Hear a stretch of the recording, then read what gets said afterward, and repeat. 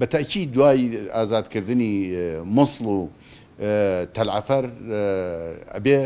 ئێمە لەگەڵ عێراقیەکان لەگەڵ هێزەکانی هاوپەیمانان دانیشتن بکەین وەکو ئەو دانیشتنی چۆن لەگەڵ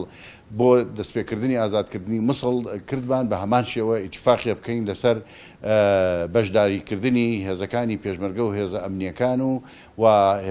هێزەکانی هاوپەیمانان لەبەرەوە هێزەکانی پێشمەرگە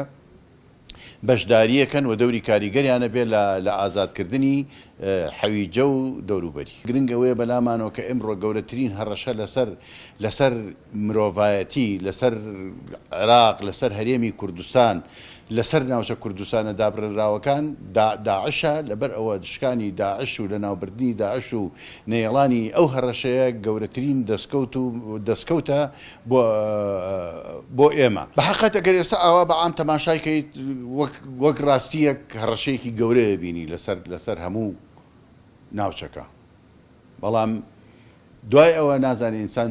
چ ڕووداوێک دێتە پێشەوە و چ واقعێک ڕوئەدا و چی ئەبێ یا چی نابێ بەڵام ئێستا کەوا تەماشایەکەی بەڕاستی دوای داعش مەترسیەکی گەورە لەسەر ناوچە کوردستانی دابڕێنراوەکان و لەسەر هەرێمی کوردستانی